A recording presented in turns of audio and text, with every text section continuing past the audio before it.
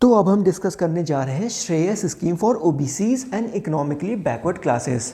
देखिए, इससे पहले हमने एक बार और श्रेयस स्कीम डिस्कस किया हुआ है। देखिए, उस टाइम हमने जब श्रेयस स्कीम डिस्कस किया था ना, तो वो सिर्फ उसे हमने शेड्यूल्ड कास्ट के लिए सिर्फ डिस्कस किया था। गवर्नमेंट ऑफ इंडिया ओबीसीज के लिए भी श्रेयस स्कीम चला रही है। ठीक है, इनफैक्ट इस स्कीम पे क्वेश्चन हमारे नाबार्ड ग्रेड ए मेंस में आया था। ठीक है, तो चलिए फिर इस स्कीम के बारे में डिस्कस करते हैं। तो श्रेयस स्कीम का फुल फॉर्म क्या है? Scheme for higher education for young achievers. ठीक है, nodal ministry of social justice and empowerment है।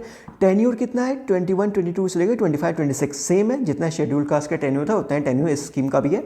ठीक है, बेसिक ऑब्जेक्टिव क्या है? तो देखिए, कोई भी ओबीसी या इकोनॉमिक बैकवर्ड क्लास अगर स्टूडेंट है, अगर वो इस देश में हायर एजुकेशन के इंस्टीट्यूशन में पढ़ रहा है तो उसको फेलोशिप प्रदान किया जाएगा।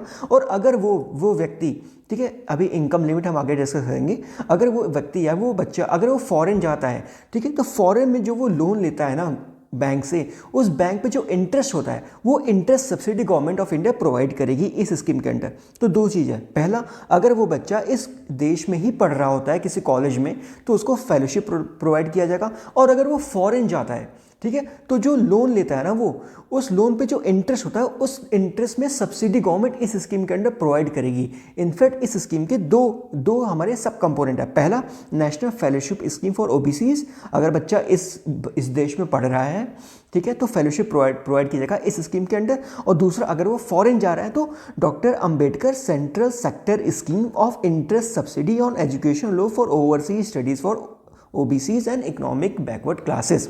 ठीक है, इस मेजर स्कीम के अंदर दो सब स्कीम है। अब हम दो सब स्कीम के बारे में पढ़ते हैं।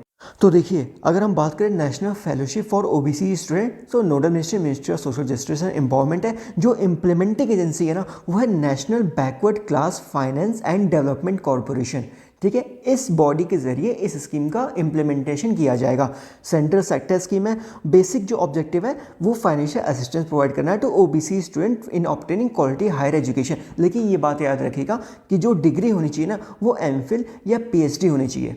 ठीक है, एमफिल या पीएचडी। अब न्यू एजुकेशन पॉलिसी में एमफिल जो है वो डिसकंटिन्यू कर दिया गया है। मतलब कुल मिला के अगर बच्चा जो है वो पीएचडी परस्यू कर रहा है तो इस स्कीम के अंडर उसको सहायता मिल सकती है। अब हम बात करें एलिजिबिलिटी की, तो जो भी एलिजिबिलिटी जो यूजीसी नेट की जो एलिजिबिलिटी होती है या फिर सीएसआईआर नेट की एग्जामिनेशन की जो एलिजिबिलिटी होती है, सेम एलिजिबिलिटी इस स्कीम के अंडर भी है। टोटल कितना प्रोवाइड इस जीआरएफ प्रोवाइड किया जाएगा? तो देखिए, नेट जीआरएफ के under total 1000 GRF per year provide किया जाएगा। और अगर नेट जीआरएफ है तो 750 स्लॉट उसको प्रोवाइड किया जाएगा। और यूजीसी सीएसआईआर में 250 स्लॉट प्रोवाइड किया जाएगा। ठीक है, जिसमें से 5% जो है वो स्टूडेंट विद डिसेबिलिटी के लिए रिजर्व रखा जाएगा। ठीक है, टोटल एक साल में 1000 जीआरएफ प्रोवाइड किया जाएगा, जिसमें से 750 नेट होगा, नेट जीआरएफ के लिए रिजर्व होगा। और 250 स्लॉट जो है वो यूजीसी सीएसआईआर जीआरएफ के लिए एलिजिबल होगा। ठीक है, रेट की बात करें तो देखो, अगर जीआरएफ लेवल पे है तो 31,000 पर मंथ दिया जाएगा। और अगर सीनियर रिसर्च फेलोशिप है तो 35,000 रुपीज़ पर मंथ दिया जाएगा। ठीक है, और ये जितने भी यूजीसी इंस्टीट्यूट है सारे इंस्टीट्यूट को ये कवर करेगा। ठीक है, अब हम बात करते हैं दूसरे सब। तो देखिए, अब हम बात करते हैं doctor Ambedkar scheme of interest subsidy for overseas studies for OBCs and economic backward classes. Nodal ministry of social justice and empowerment है। इम्प्लीमेंटिंग बैंक याद रखिएगा कैनरा बैंक है। कैनरा बैंक इस स्कीम का इम्प्लीमेंटेशन कर रहा है। ठीक है, अब देखो, कैनरा बैंक को हम याद कैसे रखेंगे? देखो, कोई भी व्यक्ति जब अपने देश को छोड़ के विदेश जाता है तो एक तरह से हम बोलते हैं ना कि भाई इस आदमी ने तो अपने देश से किनारा कर लिया। ठीक है, मतलब इमेज क्रिएट करने की कोशिश करो। जब कोई व्यक्ति, कोई बच्चा अपना देश छोड़ के विदेश जाता है, हम क्या बोलते हैं कि भाई इस व्यक्ति ने अपने देश से किनारा कर लिया। किनारा, कैनरा। ठीक है, देखो, थोड़ा सा बेवकूफ़ी आपको लग रहा होगा, पर क्या है ना, इस बेवकूफ़ी से हमारे जो ये चीज़ है ना, कैनरा बैंक, हमारे दिमाग में कहीं ना कहीं फिक्स हो जाती है। तो इनकेस अगर अगर आपने रिवीजन नहीं भी किया है, अगर ये क्वेश्चन आ गया और ऑप्शन में आपको ये मिल गया, कहीं ना कहीं आपको ये बेवकूफ़ी वाली चीज़ें ना याद आ जाती हैं और आपका आंसर जो है वो सही हो जाता है। ठीक है, तो बेवकूफ़ी लग रहा होगा, पर यकीन मानो इससे आंसर हमारे बन जाते हैं। ठीक है, तो टाइप की बात करें तो सेंट्रल सेक्टर स्कीम है। एलिजिबिलिटी की बात करें तो देखो, इनफैक्ट यही क्वेश्चन हमारे नाबार्ड ग्रेड ए मेंस में आया था। तो देखो, अगर ओबीसी है और तो उसकी इनकम 8 लाख पर ईयर से कम है, अगर कोई स्टूडेंट है उसकी इनकम या कुल पेरेंट्स की मिला के सब कोई इनकम जो है अगर 8 लाख रुपए पर ईयर से कम है तो इस स्कीम के लिए वो पूरी तरह एलिजिबल है। और अगर वो इकोनॉमिकली बैकवर्ड क्लास है तो इनकम 5 लाख पर ईयर से कम होनी चाहिए, इसकी या पेरेंट्स की कुल मिला के 5 लाख पर ईयर से कम होनी चाहिए। तो इस स्कीम के अंडर ये बच्चा पूरी तरह से एलिजिबल होगा इंटरेस्ट सब्सिडी अवेल करने के लिए। ठीक है, की फीचर की बात करें तो हायर एजुकेशन अगर आप कोई बच्चा अब्रॉड में जा रहा है और वो ओबीसी या ईबीसी से बिलोंग करता है, इनकम लिमिट अगर मैच कर रही है तो इस स्कीम के अंदर वो एलिजिबल हो सकता है। लेकिन एक बात याद रखिएगा कि अब्रॉड जो भी हमारी हायर स्टडीज़ है ना, वो या तो मास्टर होनी चाहिए, वो या तो एमफिल होनी चाहिए, या वो जो पीएचडी होनी चाहिए। ठीक है, अंडर ग्रेजुएशन की हम बात नहीं कर रहे हैं।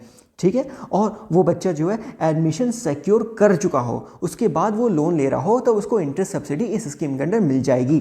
ठीक है, टोटल एक बात बहुत अच्छे से याद रखिएगा कि जो फाइनेंशियल असिस्टेंस प्रोवाइड की जाएगा ना, 50% जो फाइनेंशियल असिस्टेंस है वो वुमेन के लिए रिजर्व रखा जाएगा, वुमेन बिलोंगिंग टू ओबीसी यानी इकोनॉमिकली बैकवर्ड क्लास, जो कि बहुत अच्छी बात है। एक तरह से वुमेन इंपावरमेंट की ओर इस स्कीम के जरिए गवर्नमेंट जो है बढ़ावा दे रही है। अब एक बात याद रखिएगा, सपोज करो आपने लोन लिया, ठीक है, 3 साल का आपका कोर्स का ड्यूरेशन है, 3 साल आपका हो गया, जो भी इंटरेस्ट हो रहा है वो गवर्नमेंट ऑफ इंडिया पे करेगी। ठीक है, मान लो 3 साल बाद आपको जॉब नहीं मिलती है तो उसके नेक्स्ट 1 ईयर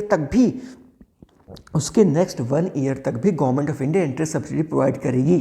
ठीक है, और मान लो अगर आपको जॉब मिल जाती है 1 साल के अंदर, पास आउट होंगे 1 साल के अंदर आपको जॉब मिल जाती है, तो जॉब मिलने के 6 महीने तक government of India interest subsidy provide करेगी। उसके बाद फिर इंटरेस्ट सब्सिडी कुछ नहीं मिलेगा, फिर इंटरेस्ट भी आपको पे करना होगा।